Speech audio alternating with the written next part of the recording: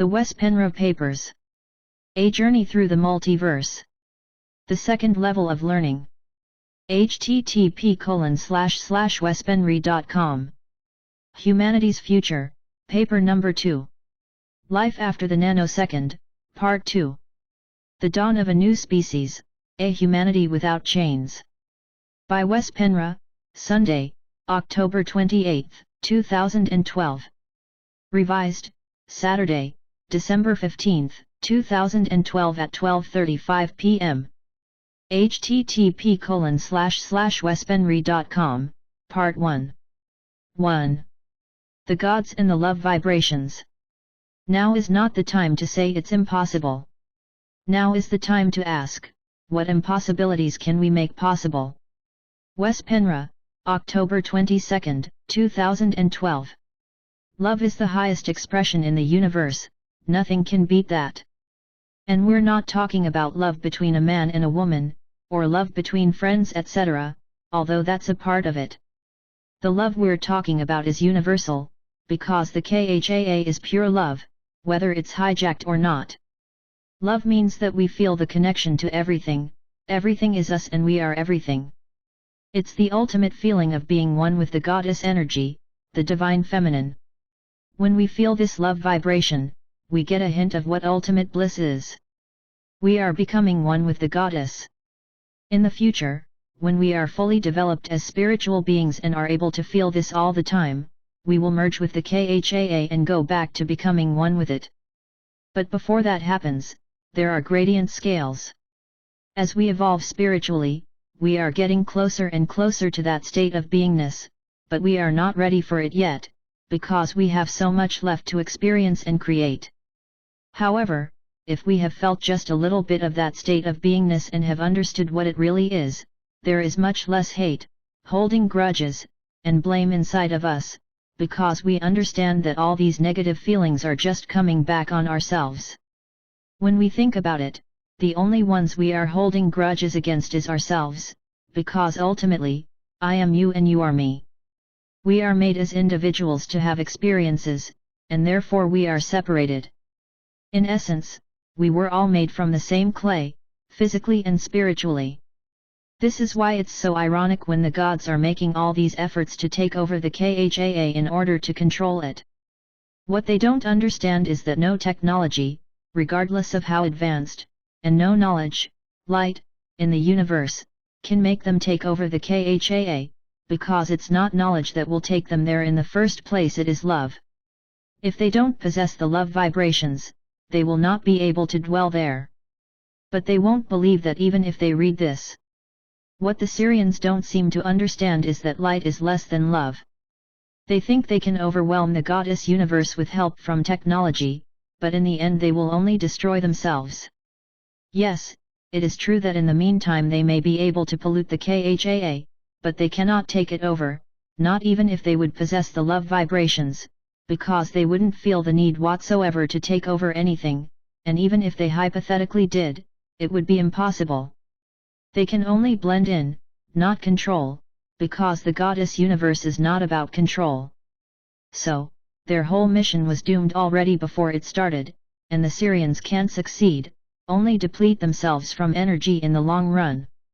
The problem is, however, that they, in their naivety, are creating a lot of negativity.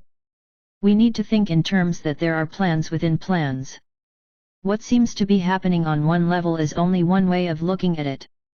A good example is the fact that we are 7 billion people on Earth. From the warlords' perspective it's a good thing, because they know that the more humans on the planet, the more fear and chaos they can feed off, and the richer and more powerful they will be. Also, they have more super soldiers in the future they can use as foot soldiers in the war of the genders, in which they will attempt to take over the Khaa. Then, there is another, higher plan, which is that we need 7 billion souls on this planet during the nanosecond to raise the vibration of Earth and the human soul group in order to activate the DNA, so we can regain our position as guardians of the living library. Without the numbers, we wouldn't be able to do it.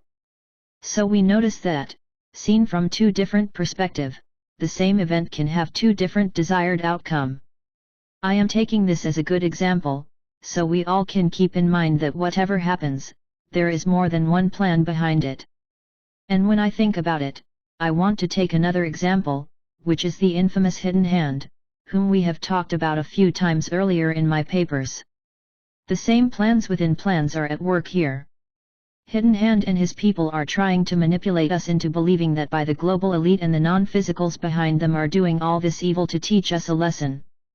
They are sacrificing themselves for us, something I've described in details elsewhere. But bottom line is that Hidden Hand says they are our catalysts, and the more asleep we are, the more evil they need to do to wake us up so we can start working on raising our consciousness. Of course, from Hidden Hand's limited awareness, believe it or not, he thinks he's pulling our legs and protects himself and his kind. He wants us to feel empathy for them, and not condemn or attack them. They are basically afraid of us, because after all, we have outnumbered them, just like you two told me. With that he doesn't mean there are more humans than there are Syrians in the universe, but there are more humans on Earth than there are Syrians able to control us here at Ground Zero, which is Earth. Hidden Hand, most possibly a Syrian, told us all this so he can continue bringing evil to the world and more easily control those who are waking up. In reality, on a higher level of existence, Hidden Hand is basically correct. Let's look at it this way. The Syrians are not the highest beings in the multiverse, far from it. There is very much they do not know, although they think they know everything. There are beings in the Khaa who actually are using the Syrians for that exact purpose, to wake mankind up. But do these higher beings endorse violence, death, torture, child molesting, then? Not the least. But the fact remains that the Syrians are here by their own free will, and it's a universe of free will. So not much can be done about that fact, except waking those up who are put into slumber by the evildoers. So, without realizing the whole concept of what they're doing, the Syrians are actually, under existing circumstances, helping mankind to wake up. What the Syrians are doing is a double-edged sword of sorts, seen from their point of view. They gain control over us by feeding off the fear they are creating, but as things go out of hand, it wakes us up to the fact of what they are doing. So, the Syrians' own system is also being used against them and may eventually bring them down. It is quite remarkable how energies work themselves out in favor of love and compassion. And there are indeed helpers, who are assisting mankind in the awakening process by using the Syrians as motivators and catalysts. So again, there is more to the picture than immediately meets the eye. However, it's not our task to convince the gods that what they are doing is not to their own favor. They will eventually fail, and those humans who choose to stay asleep will perish together with the overlords, unless both they and the sleeping humans change their ways. We need to leave the gods, either to their own demise, or to their own awakening sometime in the far future. They have a very long way to go, if they will ever make it, but we don't, unless we continue walking their path. And look where it's taken us. Our destiny is so much brighter than that, and we're overdue in accomplishing what we're here for. The Nano-Second has been the splitting of worlds, and the Nano is not totally over yet when I write this, and now it's time to say goodbye to the Syrians and leave them to their destiny, until they, too, have honestly decided to give up their doomed mission and start longing for the love vibrations. In the future, perhaps we can be their teachers, too. But wait, are we really evolving? I have been telling the reader in quite a few papers now that humankind is waking up in masses. But all we can see and notice firsthand, normally, is our immediate environment, and how people behave there. Some of us may be traveling to another city or another country, and that way they can compare and get a wider perspective. Also, on the internet people from all nationalities have a chance to meet and connect. We can do all that and still don't know in what capacity people are awakening. So what do we do if we really want to know? The best way is to feel. Let your antenna out and feel the environment, space out and feel how it is in other cities, or on the countryside. Check out foreign countries. What do you feel? And after all, what is evolvement?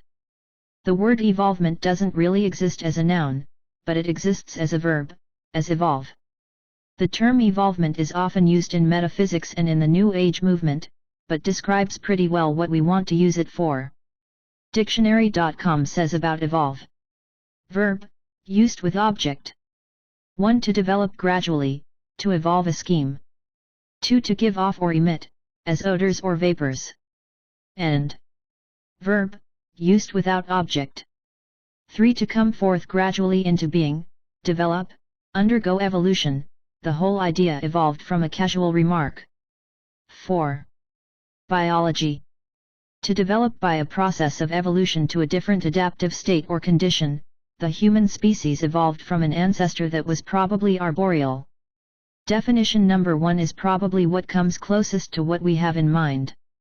Although, during the nanosecond we are, or were, perhaps, when you read this, said to evolve much more rapidly, 10,000 times the normal speed. What usually takes thousands of years or more has taken 25 years during the nanosecond. This is how fast things have changed. Have you noticed? I have without a doubt. However, there are those who say that we are not evolving, and that we actually don't need to evolve. Someone told me we already are evolved but set back because of the Syrian trap we are sitting in. Once we let go from that, we are automatically evolved. This may be, in one sense, but it would be like letting mankind out in the ether without any education, without knowledge. Like throwing someone who can't swim into a deep lake. They wouldn't feel much evolved. This is why it's so important to take advantage of the nanosecond. The gamma rays from the major electrical objects, yes, electrical, are hitting us with gamma rays, and all other rays of light on the spectrum, in ultraspeed as I'm writing this, upgrading our DNA so we can once again enjoy being multidimensional beings, just like our ancestors were, long before the dawn of mankind. These electrical devices are of course our own sun, but also Alcyone, and the galactic center. These are the major outside influences on our DNA. If we feel we have been like sponges during most of this last 25 years period, willing to learn, and reading and gaining wherever we can, and at the same time been getting epiphanies, we are certainly on the right track. Most souls who were born here shortly before, or during the nanosecond, did so because they wanted to partake in the enormous quantity of energy, centralized in one specific place. This is where the party was, it was here spirits could have a blast and learn something. They could choose whether they wanted to be serious and really learn stuff that they can bring with them as wisdom for eternity, or they could, like playboys and playgirls, just come here to have fun, and then just exit, die, and continue somewhere else, or unbeknown to them, get recycled. My point, however, is that we are on our own soul journey, so don't worry about those who don't make that much progress and those you feel missed the boat, people you love who spent it with machines and yelling during football games. Some of them come here for the machine world, and this is their purpose, others are just not as aware yet and have a long way to go. Please let them do their thing as long as they don't obviously harm themselves or others, because they are experiencing exactly what they need to experience. Although it's hard, don't interfere with their progress, because it is progress after all, even if you don't see it. If you present a more constructive path for them and they don't respond, whatever you do, don't try to force your own convictions on them, it will only halt their progress, regardless of how much you want to accomplish the opposite. However, on a positive note, there is actual evidence that we really are waking up as a species, and we're waking up fast. The person who is giving us proof is David Icke. In his latest book, Remember Who You Are, Remember Where You Are and Where You Come From. Remember, he says. There are an estimated 250 million websites and, in 2011, davidicke.com entered the top 5,000 most visited in the United States and the top 6,500 in the world. If we really think about it, it is a high percentage of the world population who is checking out such websites. It is very encouraging, and it means that the vibration of this planet is speeding up exponentially.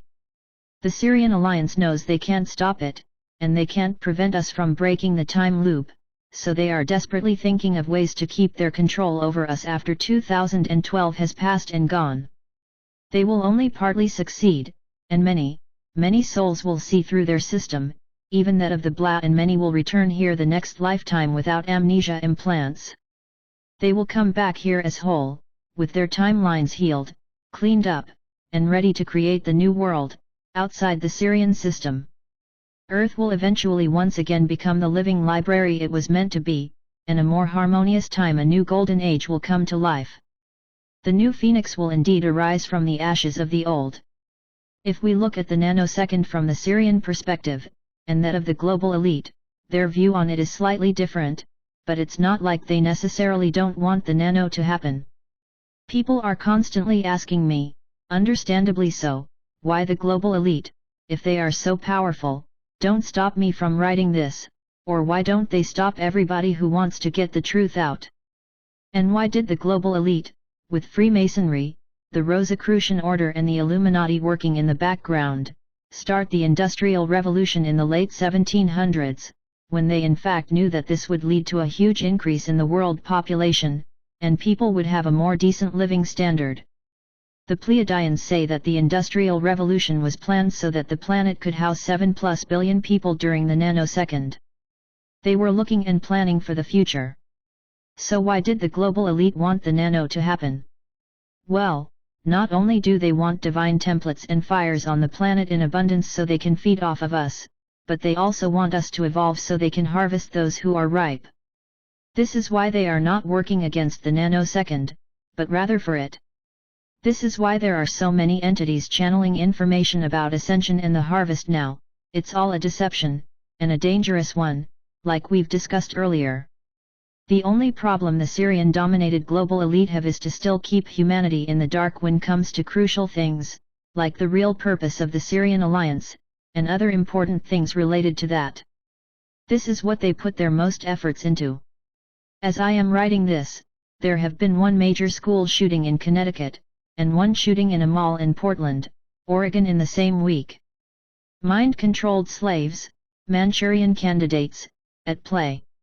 This, of course, increases the fear in people, but it also keeps humanity distracted and depressed, feeling hopeless about their situation, which helps the Syrians stabilizing the order.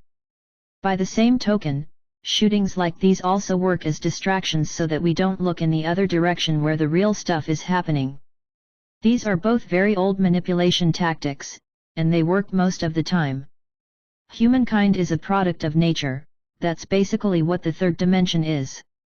Mankind is a product of Mother Earth, so is the animal life, the plant life, and everything else in this material 3D existence.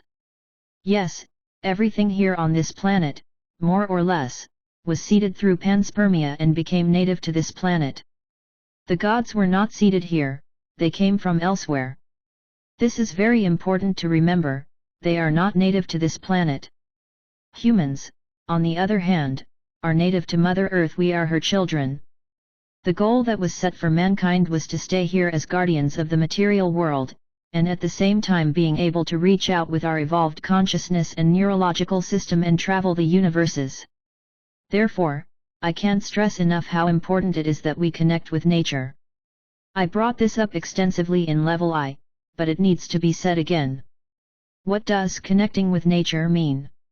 Does it mean taking long walks in the forest and look at the trees, the flowers, the birds, and other animals? To see what's really there? Definitely. That is part of it.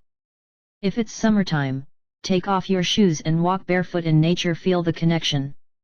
Stand there and do a breathing exercise and feel how your breath is going through you and connects you with the macrocosm, the universe above and the earth beneath your feet, and the microcosm, the cellular, microscopic subquantum world within yourself. The next step is to learn how to communicate with nature. Say hello to the sun, who is recognizing you by your energy, and feel her say hello back, and for a second or two shine a little brighter just for you. Then start learning how to communicate with the leaves, the bugs, the trees, the birds, the squirrels, the deer, the wind, the lakes, the running water. The more you practice, the more psychic you'll become, and you will notice it.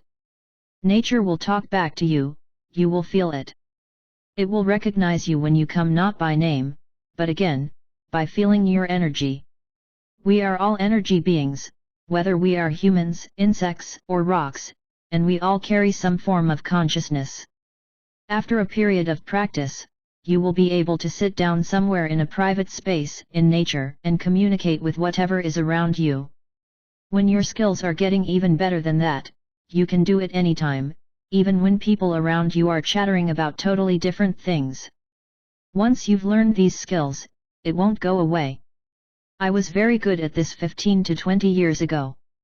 Then there was a time when I was very busy doing other things, just things I went through because I wanted to, but they weren't directly connected with nature. Years later, I could just sit down on the porch, look at the butterflies flying around in the flower bed, and start communicating with them. I asked them to come closer and they did. I asked them to do a circle in front of me, so I could admire them, and they did. Nature likes to be admired and feel that it's loved and paid attention to. It's very rewarding for us, as human beings, to become close to our environment. If you live in a highly populated area, e.g. a big city, try to find a park or some area where trees and flowers grow, because there it will also be animal life. You can learn to be friends with everything that's in there by visiting it as often as you can and connect with it. There is always a chance for all of us, regardless of where we dwell, to get access to some nature. You can overdose on drugs, you can overdose on electronics, but you can never overdose on nature. And still, once you've been out there a few times, you notice how the stress comes off of you, and how good you feel. And you realize how much more clarity you get than when you sit in a room before a computer or text on a cell phone. Yes, humankind is evolving and has done so super rapidly over the last 25 years or so. So fast, indeed, that we haven't had the chance to even think about what it is we want as a soul group or as individuals. I have given a few options that we can choose from, but there are more, much more. After the nanosecond is over, about 2 months after this paper is published, there is time for reflection. As the train is slowing down, we get a chance to use our new knowledge, and wisdom, hopefully, to figure out our destiny. What do we really want? Do we want the machine kingdom? Do we want to become guardians of the natural world? Do we simply want to leave this existence and go somewhere else? Or do we? I don't know what the majority of this soul group will actually choose. I may be positively surprised. Perhaps the machine kingdom is not going to get any major enthusiasts because too many people have seen through it when push actually comes to shove. Maybe most people choose to step aside and just start all over, without the control and addiction to electronics. No one can say for sure, we can only see probabilities and possibilities. The reader's own idea of his/her own dreams about the future may be totally different from anything I've mentioned in any of my papers. If so, go for it. Here is our chance to eventually fulfill our dreams and visions, because now we know which inner tools to use, the substitute for the machine kingdom, which is human free thought. 3. Investing in what we've learnt. If we ask 2 people what they see when they look at an impressionistic painting by Claude Monet, we will almost always get 2 totally different answers. One person may say they just see a lot of colors without any specific shape and form, while another sees people, houses, and objects hidden within the colors. It's a matter of consciousness in a sense, consciousness when comes to observing things in our environment. It's the same thing when comes to star beings who are traveling the universe and stops to look at Earth from space outside our planet. Some of them just see a blue orb, while others see so much more than that. It really boils down to levels of consciousness. After the nanosecond is over, some may be quite disappointed, because they notice that what they invested in was not real. It was like cotton candy and had no substance to it.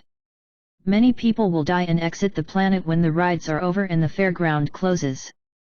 There is a big chance there will be a mass death, perhaps thousands and thousands of people in one afternoon, in a bigger event than 9/11's. There could be as much as millions of people exiting over a short period of time. This will of course be a shocking event for many, but if or when it happens, remember that the nanosecond was a free ride for everybody, a time period where everything goes, really. Free will at its extreme. Those who came here just to have a blast will be very surprised afterwards, when the same things they invested in a few years earlier doesn't work anymore. They were only in here for this time period and had perhaps decided their own demise already before they were born. Therefore, even if it's shocking to see all the upcoming suicides and accidents, they were planned on a higher level. If we see it as such, we have an easier time going through it, because some of these people may be our friends and relatives.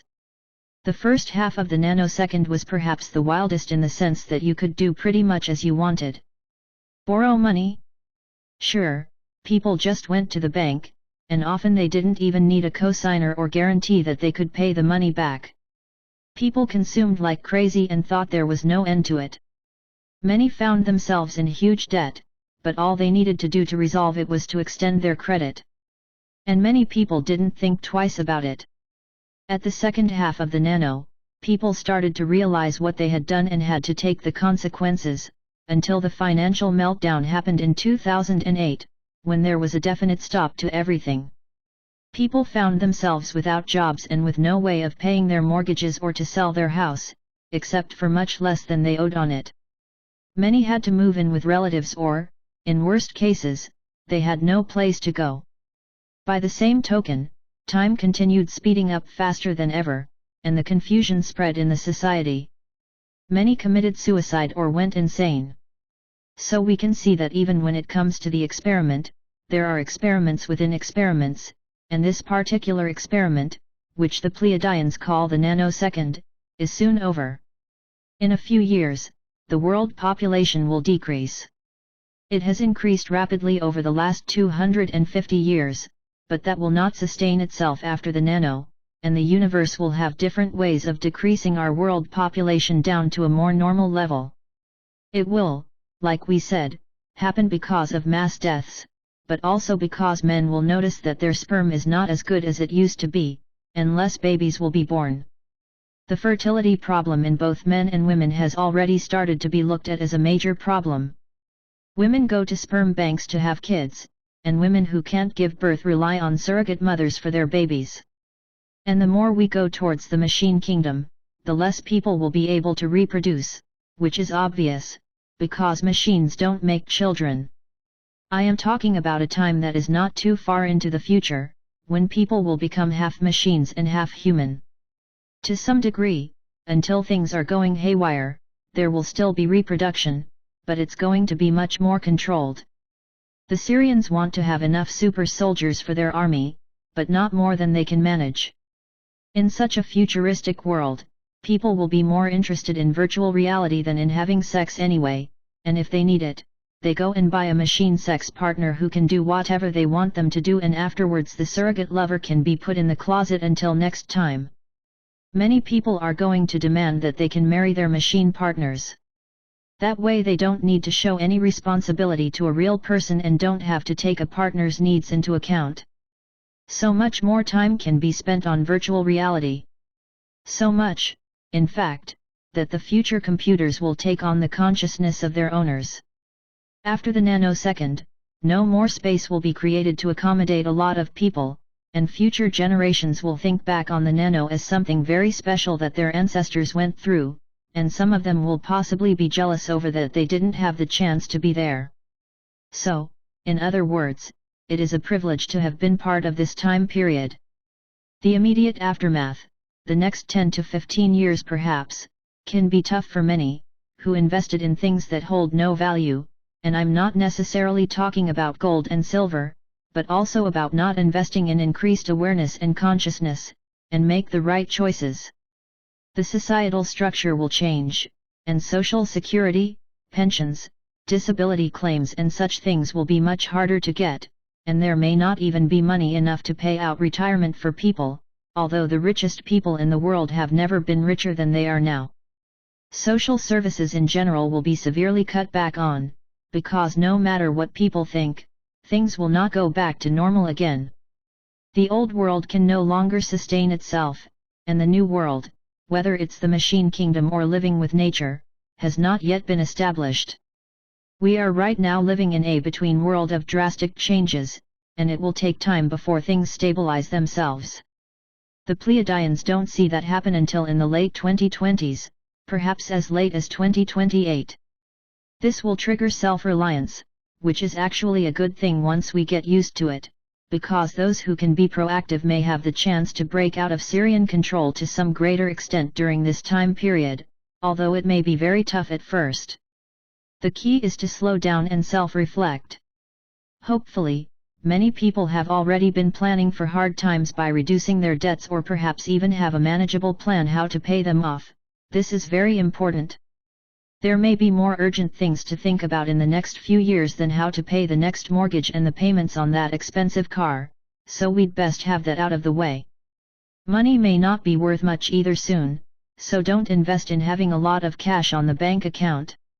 All we need to do is read up on the Great Depression in the first half of the 20th century and we know that it can happen again, and is planned to happen. People had wheelbarrows with money to go to the store and buy a loaf of bread. Money wasn't worth the paper it was written on. So invest in valuable things if you can, that will have value even through a depression. Still, the most valuable thing we can invest in is ourselves. Get a skill that is needed. Don't educate yourself to become a school teacher or something of the sort, but rather teach yourself how to maintain a garden, how to grow things you can eat, how to become a handyman, so you can barter your skills and get food and supplies in exchange, and similar practical things that are needed in catastrophic times. Nothing happens by accident, and there are absolutely no coincidences. Those who have followed my writings know by now that this is my true conviction. If something happens, and especially in politics, business, and banking, it is planned to happen. So was the financial meltdown, of course, and the next phase will soon be implemented. They are crashing the dollar to such an extent that it can't recover, and that is exactly the plan. They need to implement a one-world currency as soon as possible in preparation for the gods taking over on a global scale, and for the invasion from the nano-world, which I feel is going to happen, and is actually already happening. They don't want different countries anymore, they are too hard to control. They want a global society, with one king on one throne, who will run the world through his loyal administrators.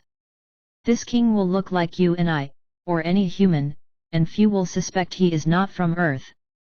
However, it seems to me that they are falling behind on their time schedule and they are now in the process of speeding everything up so the next financial low will come. In between, like when I am writing this, the market is temporarily up, and people get their hope up that there will be better times, but don't hold your breath. Prepare for another meltdown that can turn into a real depression. It's a part of the plan, and I would be surprised if it didn't happen. And better safe than sorry. On the brighter side, perceptual energies are sending out codes right now. They are, as usual, in the language of light and can be decoded by the nervous system, the pineal gland and the cochlea, the little bone inside the inner ear. These are frequency signals, which our cells are programmed to respond to. We can't hear them, but they are there. These codes are triggering inner signals in both humans and animals, and they are starting to happening now, big time. We can think of it as a long-term plan, first instigated by the original creator gods. If you write a book, you'd better plan it, chapter by chapter, section by section, or the result will most possibly not be coherent. The same thing goes with the planning done by the builders and the founders. When they create life, they plan it from beginning to end. They live outside of time and can therefore see the future, present, and past simultaneously, and decide when something is going to happen with a species at a certain time, i.e. a certain code will be activated at a specific time, which will have a particular consequence in the species development. This is what we're talking about here, and this is at the same time something the Syrians don't understand the mechanics of. They only see the effects of what the creator gods, with so much greater knowledge and compassion, created. And alas! The warlords are working hard to counteract the effects they are seeing. One thing the Syrians are experts on, at least, is magic and numbers.